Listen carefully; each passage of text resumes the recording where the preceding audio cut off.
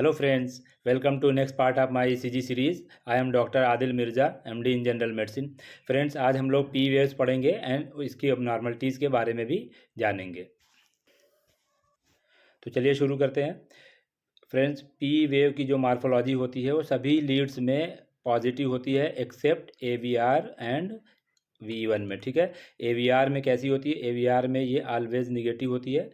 ठीक है, एक्सेप्ट इन dextrocardia condition में या लीड रिवर्सल हो जाए तो यानी गलत लीड लग जाएगी तो उस कंडीशन में ये पॉजिटिव आएगा। अदरवाइज नॉर्मली AVR में पी वेव जो होती है वो इन्वर्टेड होती है। ठीक है, निगेटिव कह सकते हैं इसको।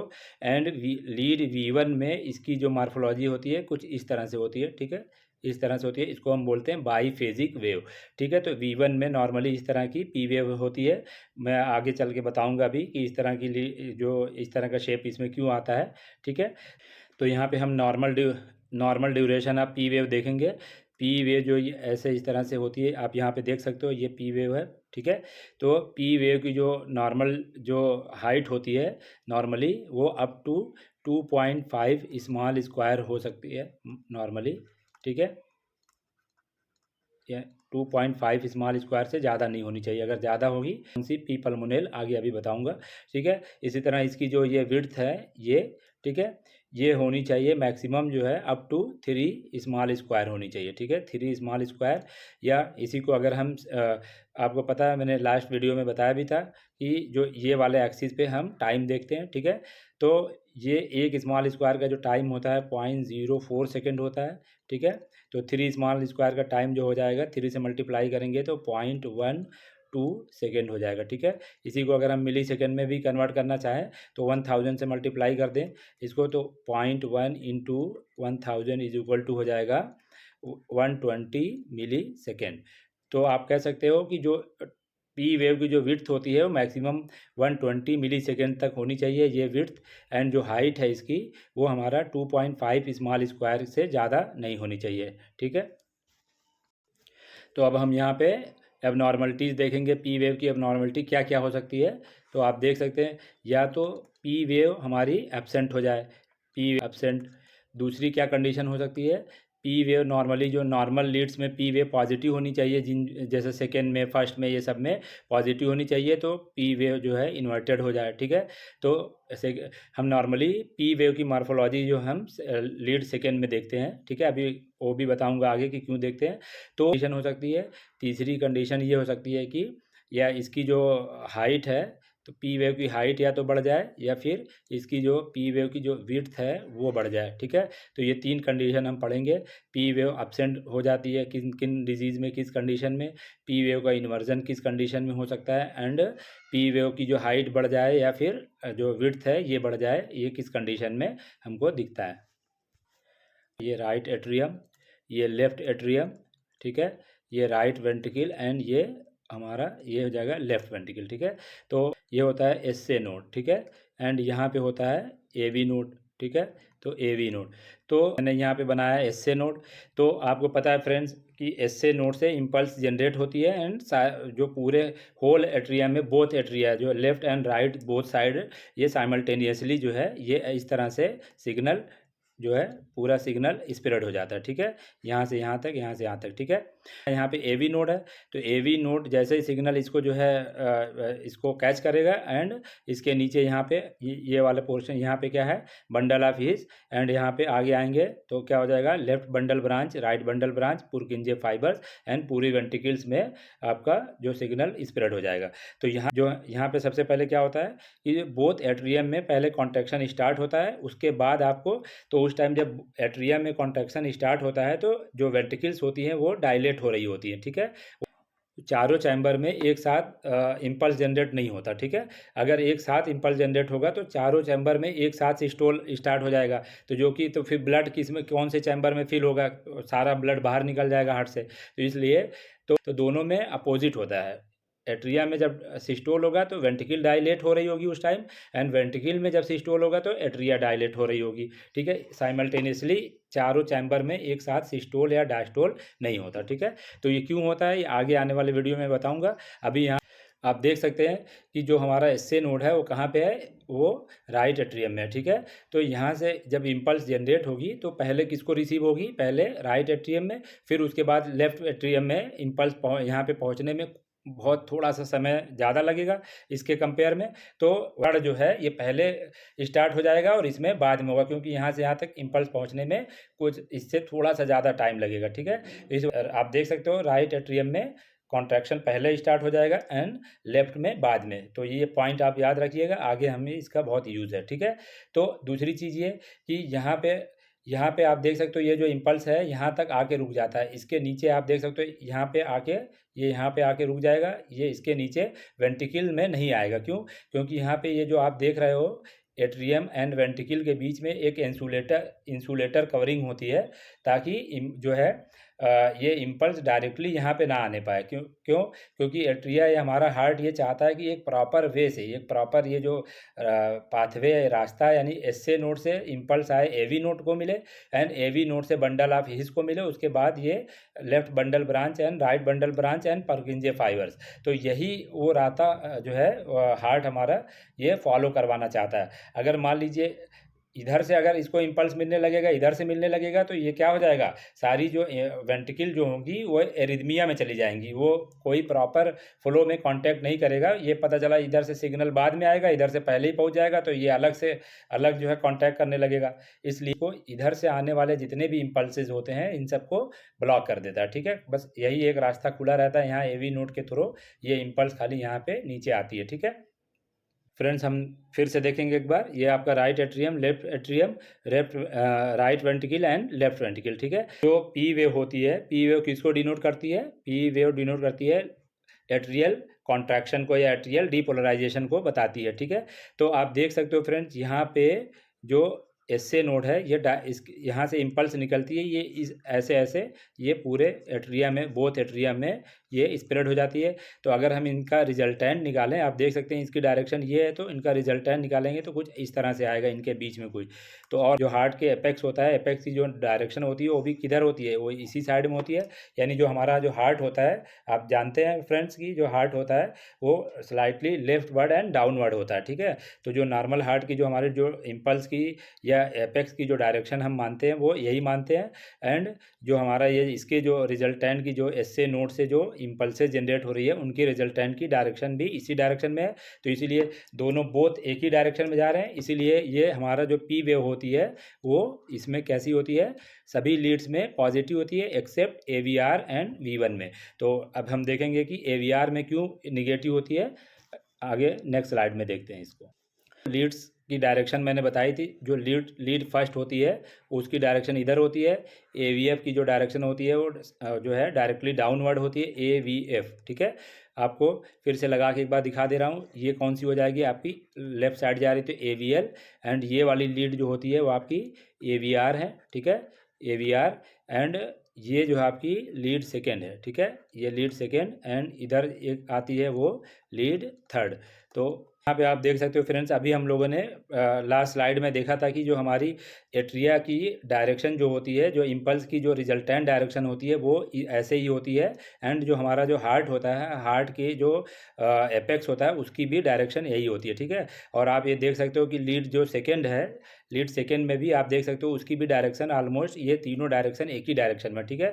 तो लीड सेकेंड जो होती है वो भी आपकी एपेक्स की डायरेक्शन में जा रही होती है, और एट्रिया का जो रिजल्टेंट कॉन्ट्रैक्शन है वो भी जो है आपका इसी डायरेक्शन में जा रहा है, किसकी डायरेक्शन में, एपेक्स की डायरेक्शन में। इसीलिए हम जो सबसे बेस्ट जो है मार्फोलॉजी हम पी वेव्स की कहाँ पे देखते हैं, लीड सेकेंड में देखते हैं, ठीक है। AVR में निगेटिव क्यों आता है, आप देख सकते हो कि जो एट्रिया का रिजल्टेंट कॉन्ट्रैक्शन की जो डायरेक्शन थी, रिजल्टेंट जो इम्पल्स जनरेट हो रहा है उसकी डायरेक्शन ये थी, एंड AVR की डायरेक्शन किधर है, आप देख सकते हो नॉर्मल डायरेक्शन इधर होती है, इसके जस्ट अपोजिट है। तो इसीलिए यहाँ पे AVR में नॉर्मली जो पी वेव होती है वो ऐसी होती है। एंड आगे अगली वीडियो में आप देखोगे कि AVR में जो QRS कॉम्प्लेक्स भी निगेटिव होता है, ठीक है, QRS कॉम्प्लेक्स भी निगेटिव होता है, ठीक है। इस तरह से अब हम लोग देखेंगे फ्रेंड कि पी वेव की एबनॉर्मलिटीज़ क्या क्या बताया था। या तो पी वेव एब्सेंट हो सकती है, या पी वेव का इन्वर्जन हो सकता है नॉर्मली सेकेंड वेव में, या फिर पी वेव की जो हाइट है वो बढ़ जाए, नॉर्मल हाइट जो होती है वो 2.5 स्मॉल स्क्वायर के बराबर होती है, या फिर जो विड्थ है वो बढ़ जाए 3 स्मॉल स्क्वायर तक मैक्सिमम होती है नॉर्मली, उससे ज़्यादा हो जाए तो ये हम सारी एबनॉर्मलिटीज़ अब देखेंगे। तो जो फर्स्ट हमारी है यानी कि जो एब्सेंट पी वेव, ठीक है, एब्सेंट पी वेव कब दिखती है, ठीक है। तो एब्सेंट पी वेव हमारी कब दिखती है, एट्रियल फिब्रिलेशन में, ठीक है। तो फिब्रिलेशन नॉर्मली जो हमारा हार्ट होता है 1 मिनट में 60 to 100 जो नॉर्मल जो हमारी हार्ट रेट होती है 60 से 100 होती है, यानी 60 से ज़्यादा 100 से कम, तो 60 to 100 टाइम्स जो बीट करता है, ठीक है। तो इसमें जो है हार्ट रिलैक्स होता है एंड कॉन्स्ट्रिक्ट होता है, रिलैक्स होता है, कॉन्स्ट्रिक्ट होता है नॉर्मली, ठीक है। लेकिन एट्रियल फिब्रिलेशन में आप देख सकते हो कि जो हार्ट रेट बहुत हाई हो जाती है, मोर देन 350 कह सकते हो। तो इसमें क्या होता है कि अब एक ही मिनट में मोर देन 350 टाइम्स उसको कॉन्स्ट्रिक्ट करना है एंड रिलैक्स होना है, तो ऐसा तो पॉसिबल है नहीं। तो क्या होगा फिर, ऐसे ऐसे ऐसे ऐसे ऐसे ऐसे बस इतना इतना ऐसे ऐसे हिलेगा, जैसे बिल्कुल जैसे फ्लिकरिंग मूवमेंट होता है इस तरह से। जैसे अक्सर देखा होगा घर पे बल्ब, जब वोल्टेज वोल्टेज की प्रॉब्लम होती है तो बल्ब ऐसे ऐसे ऐसे करता है, तो उसी टाइप का कुछ होगा। तो इसमें क्या होगा कि पूरी फीलिंग, ना तो पूरा फुल फुल कॉन्ट्रैक्शन होगा एट्रिया का, एंड ना तो आपका जो, जब कॉन्ट्रैक्शन नहीं होगा तो ब्लड पंप नहीं हो पाएगा आगे। तो यहाँ से आप हार्ट रेट भी निकाल सकते हैं, जो कि बहुत ही ज़्यादा हार्ट रेट आएगी इसमें, ठीक है। एंड कोई भी किसी में आप देखेंगे डिस्टिंक्ट पी वेव नहीं है, पी वेव एब्सेंट है सब में, ठीक है। तो इसको हम बोलते हैं एट्रियल फिब्रिलेशन। नेक्स्ट हम देखेंगे कि पी वेव का इन्वर्जन हम देखेंगे किस कंडीशन में होता है। तो फ्रेंड्स अभी मैंने हार्ट का स्ट्रक्चर ऐसे ये बनाया था, ठीक है। तो आपने देखा था यहाँ पे एस ए नोड से सिग्नल ऐसे ऐसे स्प्रेड हुआ था सभी डायरेक्शन में, ठीक है, सभी डायरेक्शन में स्प्रेड हुआ था, ठीक है। तो आप देख सकते हैं एंड जो रिजल्टेंट की जो डायरेक्शन थी वो भी ये थी, एंड जो हार्ट का जो एपेक्स होता है उसकी भी डायरेक्शन यही थी, तो सेम डायरेक्शन में, इसीलिए पी वेव कैसी आई थी, पॉजिटिव आई थी, ठीक है। लेकिन अब यहाँ पे नॉर्मली तो इस तरह से होता है, तो बट कभी कभी क्या होता है कि एसए नोड प्रॉपरली काम नहीं करता है, तो उसकी जगह पे क्या होता है कि इसका वर्क जो होता है वो एवी नोड जो होता है वो एक्वायर कर लेता है, ठीक है। एवी नोड इसको जो है इसको कंट्रोल करने लगता है, ठीक है। तो इसको हम बोलते हैं एक्टोपिक बीट्स, ठीक है। एक्टोपिक मतलब होता है जो नॉर्मल प्लेस से हट के कहीं दूसरी जगह पे, अब नॉर्मल प्लेस से अगर कोई चीज़ स्टार्ट होती है तो उसको हम एक्टोपिक बोलते हैं, ठीक है। तो एसए नोड का जो मेन फंक्शन है कि जो यहाँ पे इम्पल्स जनरेट करना, लेकिन अब एसए नोड यहाँ पे इम्पल्स जनरेट नहीं करेगा, अब नॉर्मली इम्पल्स कौन जनरेट करने लगता है, एवी नोड करने लगता है, ठीक है। तो यहाँ पे आप देख सकते हैं कि जब एवी नोड इम्पल्स जनरेट करेगा, तो आप यहाँ देख सकते हैं जब एवी नोड इम्पल्स जनरेट करेगा, ये एवी नोड है, ठीक है। तो एवी नोड भी सभी डायरेक्शन में ऐसे, सभी डायरेक्शन में इस तरह से इम्पल्स जनरेट करेगा। और आप, मैंने बताया था ये नीचे जो ये लाइन होती है, ये कैसी होती है, इंसुलेटर लाइन होती है, यानी कि नीचे जो है यहाँ पे ये जो इम्पल्स एट्रिया में जनरेट होगा वो नीचे नहीं आ पाएगा, ठीक है, इसको ये रोक देगा, ठीक है। तो जब इसको नीचे नहीं आने देगा, खाली ऊपर वाली जो इम्पल्सेस की जो आप देख सकते हैं इस तरह की ये इम्पल्सेस बची है, तो इनके रिजल्टेंट की जो डायरेक्शन होगी वो किधर होगी, कोई इस तरह से होगी, ऑलमोस्ट ऐसे होगी, ठीक है। तो ये इस तरह से इम्पल्स जो जनरेट हो रही है, तो इनकी जो रिजल्टेंट की जो डायरेक्शन अब खाली ऊपर वाली बची है तो इस तरह से होगी। तो आप देख सकते हैं, तो हार्ट के जो जो एपेक्स की डायरेक्शन ये थी, ठीक है। अब जो इम्पल्स जो एट्रिया में जो इम्पल्स जनरेट हो रही है एवी नोड की वजह से, उसकी जो डायरेक्शन है वो अपोजिट साइड में, ठीक है, इसके अपोजिट साइड में। तो इसीलिए जो है जो पी वेव कैसी दिखने लगती है, इस तरह से आ जाएगी, ठीक है। तो अगर एक्टोपिक बीट्स यानी एवी नोड की वजह से, इसको हम बोलते हैं जंक्शनल रिदम बोलते हैं। अगर इस तरह से आता है तो इसको हम बोलते हैं जंक्शनल रिदम। तो जंक्शनल रिदम, ठीक है। तो जंक्शनल रिदम यानी किसकी वजह से हो रहा है कि जो एबनॉर्मलिटी ऑफ द जो एबनॉर्मली एवी नोड जो है एसए नोड का फंक्शन को हायर कर लेता है, एक्वायर्ड कर लेता है, तो उसकी वजह से ये आएगा। तो अब डायरेक्शन क्या हो जाएगा, या तो इन्वर्टेड हो जाएगा। पी वेव डायरेक्शन क्या होगा, तो इसमें पी वेव की जो डायरेक्शन होगी आप देख सकते हैं किधर जा रही है, इधर जा रहा है, एंड एपेक्स की जो डायरेक्शन है वो इधर है, अपोजिट डायरेक्शन में है। तो ये जो डायरेक्शन होगी वो अपोजिट डायरेक्शन में यानी निगेटिव हो जाएगी। पी वेव कैसी हो जाएगी, इन्वर्टेड हो जाएगी या निगेटिव हो जाएगी। ठीक है फ्रेंड्स, ये जंक्शनल रिदम में 3 कंडीशन अपीयर होती है, आप देख सकते हैं। या तो पहली कंडीशन ये होगी कि जो एट्रिया में जो इसकी वजह से एवी नोड की वजह से जो इम्पल्स जनरेट हो रही थी वो उसकी डायरेक्शन ये हो जाएगी, तो इन्वर्टेड पी वेव दिखने लगेगा। दूसरी कंडीशन ये होती है कि यहाँ पे आप देख सकते हैं ये बंडल ऑफ हिस है, उसके बाद यहाँ से आपका ये लेफ्ट बंडल ब्रांच एंड ये राइट बंडल ब्रांच, फिर यहाँ से ये परकिंजे फाइबर्स, ये सब परकिंजे फाइबर्स। तो जैसे ये इम्पल्स इधर भी जाएगी उसी टाइम जो है इम्पल्स यहाँ से नीचे भी डिसेंड हो जाएगी। ठीक है, वेंट्रिकल्स में। तो जब वेंट्रिकल्स में एक साथ जो डिसेंड हो जाएगी तो क्या होता है कि अब वेंट्रिकल जो होगा ये यहाँ पे इसको कांटेक्ट करने में ज़्यादा टाइम लगेगा, तो यहाँ पे इसकी जो पी वेव जो होती है वो आपकी क्यू आर एस जो कॉम्प्लेक्स होता है, क्यू आर एस कॉम्प्लेक्स में ये बरीड हो जाएगी, मतलब इसी में छुप जाएगी, दिखेगी नहीं। तो दूसरी कंडीशन ये हो सकती है या तो पी वेव इन्वर्टेड हो जाए, मैंने बताया था।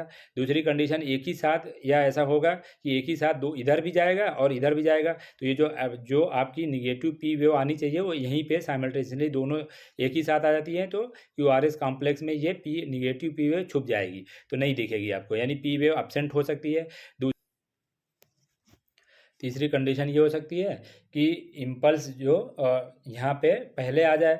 ठीक है, वेंट्रिकल्स में इम्पल्स इसके थ्रू बंडल ऑफ हिस के थ्रू ये पहले इम्पल्स आ जाए, एंड यहाँ पे जो इम्पल्स जा रहा है वो इसके बाद यहाँ पे स्प्रेड हो। ठीक है, ये वाला इम्पल्स बाद में पहुँचे। तो ऐसे जो क्यू आर एस होता है वो क्या बताता है, वेंट्रिकुलर डीपोलराइजेशन को बताता है, यानी वेंट्रिकल पहले डीपोलराइज हो जाएगा एट्रिया से, तो क्यू आर एस कॉम्प्लेक्स जो होगा वो पहले अपीयर हो जाएगा। ठीक है, पहले अपीयर हो जाएगा, उसके बाद आपका यानी पी वेव फिर बाद में आएगी, पी वेव बाद में आएगी और उसके बाद ये टी वेव। ठीक है, तो यहाँ पे आप देख सकते हो मैंने तीनों एग्जांपल जंक्शनल रिदम के तीनों एग्जांपल लिए हैं विद हिडन पी वेव, यानी हिडन पी वेव आप देख सकते हो यहाँ पे कहीं पे भी ये क्यू आर एस कॉम्प्लेक्स के पहले आपको पी वेव आना चाहिए निगेटिव, लेकिन कहीं पे भी आप देखिए यहाँ पे पी वेव नहीं है। ठीक है, कहीं पे भी इधर देखिए पी वेव एब्सेंट है। ठीक है, तो ये पहली कैटेगरी हो गई जंक्शनल रिदम की जब पी वेव एब्सेंट हो सकती है। एंड सेकेंड कैटेगरी क्या हो सकती है, inverted P wave. Inverted P wave आप देख सकते हो यहाँ पे पी वेव कैसी है, इन्वर्टेड हो गई है। ठीक है, पी वेव इन्वर्टेड है सब में। ठीक है, एंड थर्ड कैटेगरी क्या हो सकती है, junctional rhythm with P wave after Q R S, यानी आप देख सकते हो यहाँ पे ये आपकी ये देखिए ये निगेटिव पी वेव, और ये पहला आपका क्यू आर एस ये है, उसके बाद पी क्यू आर एस ये देखिए, उसके बाद ये आपका पी वेव ये आ रही है। ठीक है, इन्वर्टेड पी वेव। ठीक है, और ये उसके बाद ये टी वेव है। ठीक है,